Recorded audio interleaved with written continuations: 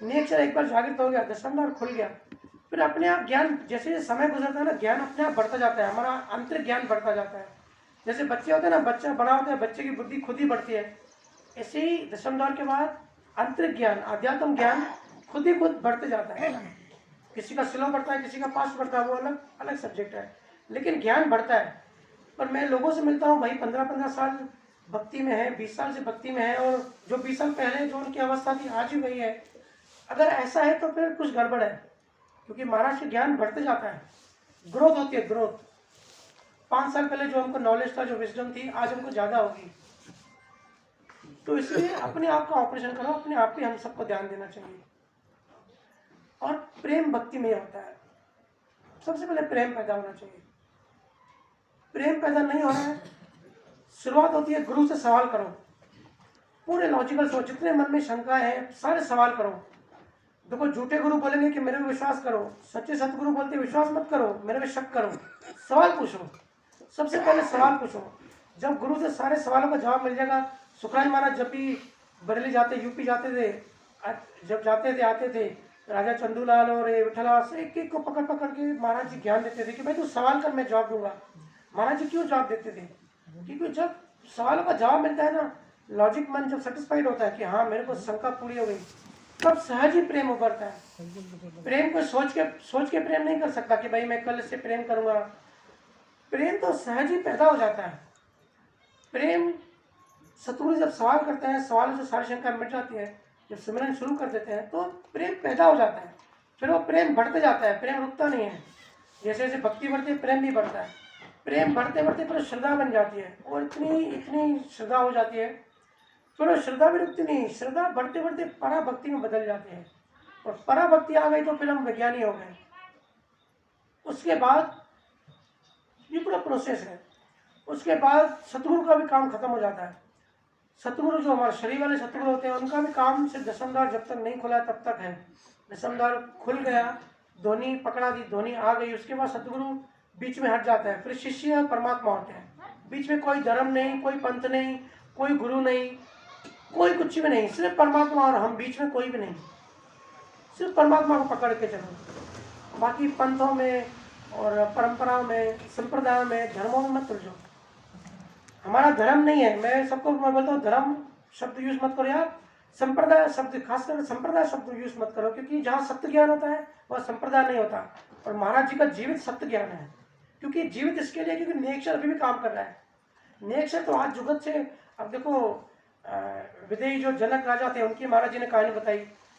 वशिष्ठ थे, ऋषि थे, कपिल मुनि थे, ये सब ऋषि मुनियों ने भी शब्द, उनको भी पता था। ये आज जुगत से शब्द साधना चलती आ रही है, लेकिन क्या होता है, कभी कभार काल का ऐसा प्रभाव पड़ता है कि ये साधना लुप्त हो जाती है।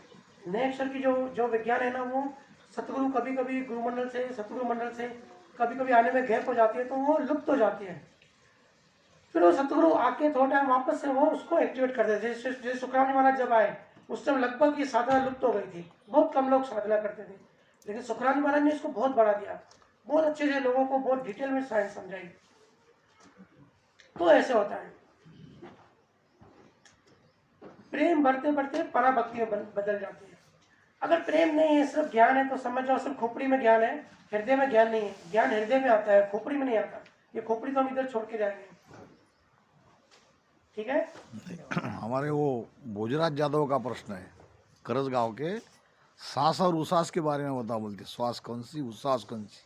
देखो, श्वास और उश्वास में महाराज जी ने जो बताया कि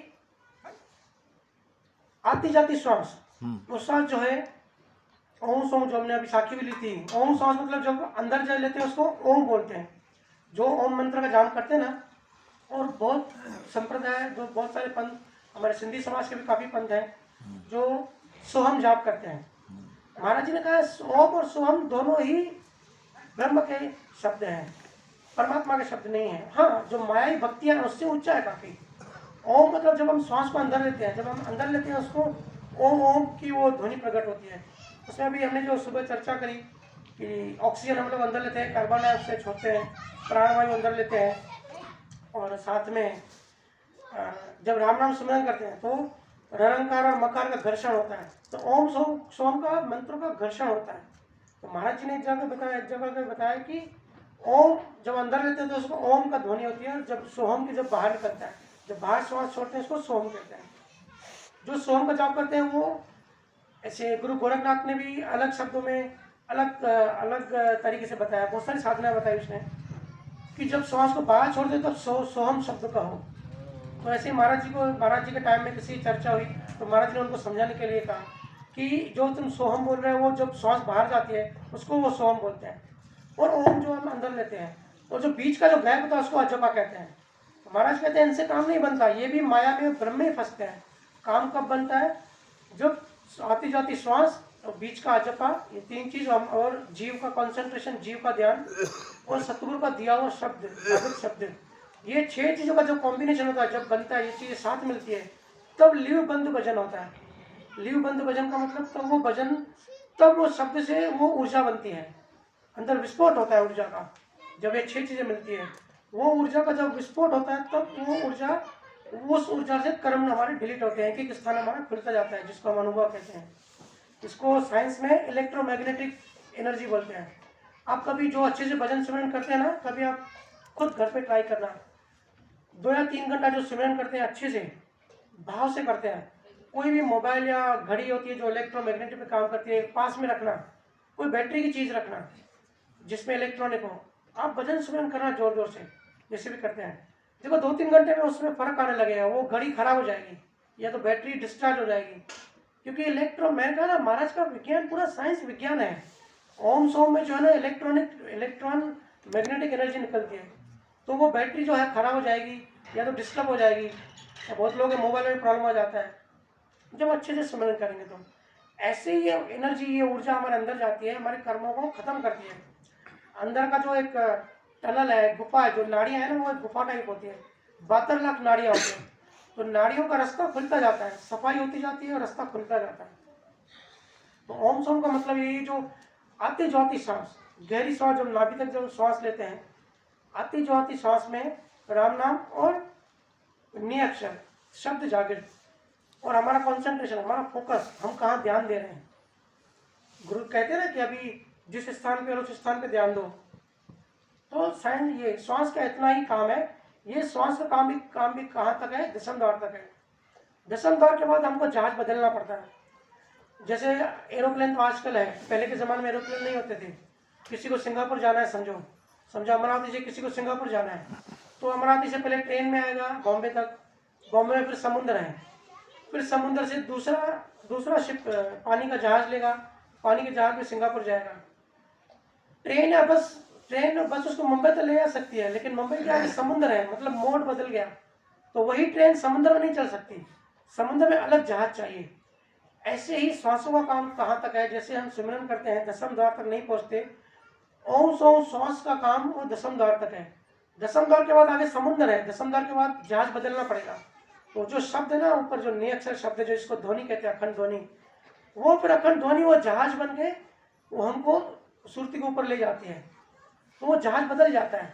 इसके लिए महाराज ने एक जगह पे कहा भी है कि अभी ऐसी अवस्था आ गई है कि श्वासों का जहाँ काम नहीं, सूरत मस्त हो जाए, वहाँ श्वासों का काम नहीं होता। ओम सोम भी यहीं छोड़ना पड़ता है, दशम द्वार के नीचे ब्रह्मांड में छोड़ना पड़ता है।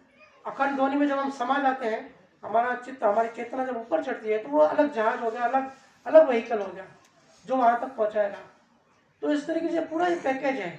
महाराज जी ने, बहुत लोग ऐसे समझते हैं राम से नहीं कि सिर्फ राम राम करो, वही महाराज जी ने बताया। महाराज जी ने पूरा विज्ञान बताया, पूरा पैकेज है। पहले राम नाम सिमरन करना है, फिर नेक्स्ट आएगा, फिर स्थान यात्रा करनी है, एक जगह नहीं बैठना है। ये पूरी यात्रा है। हम सब है ना, इंसान भी यात्री हैं। अभी हम यहाँ बैठे हुए हैं, हम सबको ऐसा लग रहा है कि हम यहाँ एक जगह बैठे हुए हैं, लेकिन अभी भी हम यात्रा कर रहे हैं। कैसे? हमारी धरती 30 किलोमीटर पर सेकंड की स्पीड से गोल घूम रही है, इतनी स्पीड से गोल घूम रही है ब्रह्मांड में, हमको पता नहीं पड़ता। अभी भी हम ब्रह्मांड में यात्रा कर रहे हैं। ये जो ब्रह्मांड का जो पूरी डिजाइन है ना, यात्रा, हर एक आदमी हर टाइम यात्रा करता है, तो हमको भी आंतरिक यात्रा करनी है। राम नाम से शुरू करना है, नए अक्षर मिले, नए अक्षर के बाद स्थान करके 12 कमलों का, 12 स्थानों का छेदन करना है। शंखनाल होके बंकनाल, पश्चिम के रास्ते शिशन्ना के रास्ते त्रिकुटी पहुंचना है। त्रिकुटी से ऊपर होते हुए, ब्रह्मांड से ऊपर होते हुए, शुद्धशिला के ऊपर दशमद्वार खुले पर ऊपर की यात्रा। ये यात्रा है, पूरा पैकेज है। फिर ध्वनि में लीनता आएगी, ध्वनि में लीनता आएगी तब राम नाम भी छूट जाएगा और तब सब छूट जाएगा, तब शरीर भी छूट जाएगा। तब ये श्वास है ना, उस टाइम जब आप लीन हो जाएगा, जो शून्य हो जाओगे, तो ऐसे लगेगा श्वास, शरीर श्वास ले ही नहीं रहा है। श्वास ऐसे नैरो होते होते एकदम श्वास बंद हो जाएगी। जो लोग साथ जो ध्यान में जाते हैं समाधि में, उनको पता है बिल्कुल शरीर श्वास लेना बिल्कुल थोड़ी कर देता है, क्योंकि चेतना ऊपर चली जाती है, शरीर और श्वास का काम नहीं होता। तो ओम सोम जो है ये मंत्र भी है और ये महाराज जी ने इसको श्वास भी बताया है। ठीक है, जपा जपा ये सब पवना के माई। ये सब दसम द्वार तक है। हाँ हाँ दे। अजपा मतलब ओम, मतलब हम जो श्वास अंदर लेते हैं ऐसे, ठीक है, फिर जब होल्ड करते हैं उसको अजपा कहते हैं बीच का, और फिर छोड़ते हैं उसको सोम कहते हैं ऐसे। ओम अजपा सोम, ओम अजपा सोम, महाराज, ये श्वास। कर्म कौन से श्वास पे करता है? बाहर के श्वास में करता है कि अंदर के श्वास में करता है? जो कर्म के लिए आया, बढ़िया सवाल है, तो कर्म कौन से श्वास में करता है? बताता हूँ। देखो तीन टाइप के कर्म हम सबको पता है, महाराज जी ने बताया है, प्रारब्ध कर्म, संचित कर्म और क्रियान्वयन कर्म। ठीक है, कर्मों का साइंस सब बड़े ध्यान से समझना। संचित कर्म मतलब एक गोडाउन में हमारा कुदरत के पास हमारे कर्म पड़े हुए हैं। ठीक है, जब कोई आत्मा जन्म लेती है, जब शरीर लेती है, तब वो प्रारब्ध कर्म, उस जो भंडारा जो गोडाउन है उसमें से कुछ कर्म लेके उससे उसका शरीर बनता है। उसमें जिससे उसकी लेन देन होती है, कौन सा माँ बाप बनेगा, कौन भाई बहन बनेगा, अमीर होगा, गरीब होगा, बीमार होगा, हेल्दी होगा, कौन से देश में पैदा होगा, वो कर्मों का सब उसको शरीर मिलता है, उसको कहते हैं प्रारब्ध कर्म। ठीक है, ये हम सबको पता है। क्रियान्वयन कर्म मतलब जब हम रोज नए कर्म बनाते हैं, शरीर में तो आ गए, पुराने कर्म कट रहे हैं, लेकिन भाव से जो हम नियत से भाव से जो नए कर्म, हर एक सेकंड में हमारे कर्म बनते हैं, हमको पता नहीं पड़ता अच्छे कर्म या बुरे कर्म। हमारे कर्म क्रियान्वयन कर्म हर एक सेकंड में बनते जाते हैं। लेकिन आपका सवाल है कि ये कहाँ जाके बैठते हैं, कहाँ सेव होते हैं। देखो, क्रियान्वयन कर्म जो है ना, अलग स्थान पे अलग कैटेगरी है, और हमारे कर्म के कैटेगरी के हिसाब से सेव होता है। जैसे अगर हमने किस भाव किया कि किसी को बुरा करें या किसी को डराएं, किसी को डराने का हम भाव करते हैं, तो ये हमने कर्म बना लिया। तो डर का भाव कहाँ बैठता है? जो हमारा हृदय स्थान है ना, दूसरा स्थान, यहाँ पे जितने भी बेचैनी, घबराहट वाले, डर वाले कर्म यहाँ रहते हैं। देखो, किसी को बेचैनी होती है ना, साथ ही बात रखता है कि अरे मुझे घबराहट हो रही है, वो कर्म यहाँ रहते हैं। गले के कुछ कर्म होते हैं, कंठ कमल के, कैंसर के कुछ कर्म होते हैं, जो जिसको गले की कैंसर हो तो यहाँ जाके बैठ जाते हैं। या किसी को बहुत ज़्यादा अहंकार होता है, बहुत खतरनाक अहंकारी होता है कि मैं ही हूँ सबसे बड़ा, तो उसके जो कर्म है वो घुटने होते हैं ना, घुटने, वहां जाके बैठते हैं। नेक्स्ट जन्म में उसको फल ये मिलता है, उसका कर्म होगा कि उसके घुटने जल्दी खराब हो जाते हैं। या जो पीठ होती है ना, पीठ सीधी होती है, तो बहुत सारे लोगों की पीठ टेढ़ी हो जाती है, देखा होगा आप सबने। तो जिसकी भी ये स्पाइन को टेढ़ी मिले या घुटने खराब मिले, तो समझ जाओ पिछले जन्म में बहुत अहंकारी था। अहंकारी लोगों के घुटने कुदरत तोड़ती है। ऐसे जिस टाइप का कर्म होता है, जैसे अगर किसी को क्या होता है, गिल्ट होता है, किसी को ज्ञान नहीं होता, तो उसको लगता है मेरी माँ मेरी वजह से मर गई, मतलब गलत हॉस्पिटल में उसका इलाज कराया, या मेरी वजह से कुछ गलत हो गया, तो उसको अंदर गिल्ट होता है। तो गिल्ट का मतलब ये होता है कि हम कुदरत को बोलते हैं कि हमको सजा दे, हमने गलती करी, हमको सजा दे। तो जिसको जो भी गिल्ट होती है ना, गिल्ट में उसको कैंसर होता है, कैंसर की बीमारी होती है। तो कैंसर की बीमारी या तो ब्लड में जाके बैठती है, या तो कंठ स्थान के जो हमारा अंदर का चक्र होता है वहाँ जाके बैठती है। ये सब एग्जाम्पल्स है अलग अलग। किसी का अगर हम पेट का कुछ, पिछले ज़माने में क्या होता था, राजा महाराजा होते थे, ठीक है, तो वो सजा देते थे। अगर जर्मनी के हिटलर की अगर कहानी किसने पढ़ी होगी, तो हिटलर यहूदी लोगों को जिंदा जलाता था और पेट में तलवार मारता था। वो अपने सिपाही को बोलता था कि पेट से काटो लोगों को। तो जो पेट के वो जो सोचता था दूसरों का बुरा करने का, तो उसके जो पेट के जो बीमारियां हैं, पेट के जो कर्म है, उसको पेट की बीमारियां होंगी, वो नाभि स्थान में जाके वो कर्म बैठेंगे। ऐसे अलग जगहों पे, अलग स्थान पे अलग कर्म जाके बैठते हैं। महाराज जी कहते हैं अपने उसी कर्मों को डिलीट करना है। अभी कर्म तो जाके बैठ गए, अगर हम इसको डिलीट नहीं करेंगे, इसको अंदर से नहीं निकालेंगे, तो ये बीमारी बन जाएगी नेक्स्ट जन्म में। इसके लिए जब ये कर्म जब हमारे अंदर जलते हैं ना, जब नेक से जागृत होता है, किसी को नाभि स्थान पे गजब की अनुभूति होती है। वहाँ पे इतनी सारी वहाँ पे नाड़ियाँ हैं, वो जंक्शन है, सारे शरीर की नाड़ियाँ नाभि स्थान पे मिलती हैं। तो नाभि स्थान में जब शब्द आता है तो गजब की अनुभूति होती है। वो अनुभूति क्या है? वो अंदर ज्ञान अग्नि से, नेचर अग्नि से कर्म जल रहे हैं। वो जो कर्म जलते हैं तो हमको ऊपर अनुभूति पता पड़ती है। वो हमारे सूक्ष्म शरीर का ऑपरेशन हो रहा होता है। हमारा सूक्ष्म शरीर नाभि से जुड़ा होता है। माँ बताया ना सुबह को, माँ के जो अंदर बच्चा होता है, लेडी के प्रेग्नेंट होती है, वो नाभि से जुड़ा होता है। हमारा शरीर सब जो सूक्ष्म शरीर, सारे 5 सूक्ष्म शरीर है, उससे ये कनेक्टेड है, नाभि से कनेक्टेड है। तो वैसे अलग टाइप के कर्म अलग स्थान पर जाके बैठते हैं हमारे 12 स्थानों में। इसी के लिए महाराज ने एक एक स्थान खोलने की बात कही है। एक स्थान खोलने का मतलब क्लियर करो, कर्म काटते जाओ। फिर जब ये कर्म कट जाते हैं और क्रियावन कर्म, उसके बाद जब ध्वनि आती है, हमने समझो ध्वनि के बाद भी हमने गलतियां करी, क्योंकि दशमदार हो गया, हम एकदम से ज्ञानी नहीं बन जाते। जब हम लीन होते हैं, ज्ञान अनुभव होता है, तब हम ज्ञानी होते हैं। तो समझो ध्वनि चालू हो गई और हमने कर्म बना लिए, तो उसमें क्या होता है कि हमने दिन भर दुकान पे गए, कर्म बना लिए, रात को 1 घंटा बैठे, ध्वनि सुनी, राम नाम सिमरन किया, ध्वनि सुनी और माफ़ी मांगो सबसे। अगर आपको याद आता है कि मैंने उसके साथ बुरा किया, तो अंदर माफ़ी मांग लो, अपने शत्रु से माफ़ी मांग लो और ध्वनि सुन लो। ध्वनि जो है ना, कर्म काटने की तलवार है। इसके लिए ये तो सारे नास्तिक धर्मों में, सिद्धांत ज्ञानों में बताया जाता है कि भाई आपने अगर किसी का बुरा किया तो माफ़ी मांगो, आपका कर्म डिलीट हो जाएगा। लेकिन बात ऐसे नहीं, बात इतनी आसान नहीं है। महाराज ने इसका विज्ञान बताया कि ये कर्म जो है, ये तरंगे हैं मन की। अब दूसरी तरंग चाहिए, जैसे लोहा लोहे को काटता है, जहर जहर को काटता है। आपको पता है ना, सांप जब किसी को काटता है तो सांप के जहर की जो दवा होती है वो सांप के जहर से ही बनती है। वेनम वो सांप के जहर से बनता है, जो एंटीडोट होता है। अभी कोरोना की जो वैक्सीन है, वो कोरोना वायरस से ही बनी है वैक्सीन। तो लोहा लोहे को काटता है, जहर जहर को काटता है। ऐसे ही तरंग तरंग को काटती है। कर्मों की तरंग बन गई तो उसको दूसरी तरंग चाहिए हमको। ये जो तरंग है वो महाराज जी की, जिसकी अखंड ध्वनि की बात कर रहे हैं, अखंड ध्वनि जब हम सुनते हैं या राम राम करते हैं, उसकी तरंग कर्मों की तरंग को साफ कर देती है। इसको संतों ने मन का नहाना या मन की सफाई कही है। इसलिए रोज सिमरन करो, वो दिन का 10वां द्वार खुल गया, वो रोज ध्वनि सुनो। ध्वनि सुनेंगे तो वो तलवार है, वो कर्म काटती रहेगी। ये हो गए क्रियावन कर्म।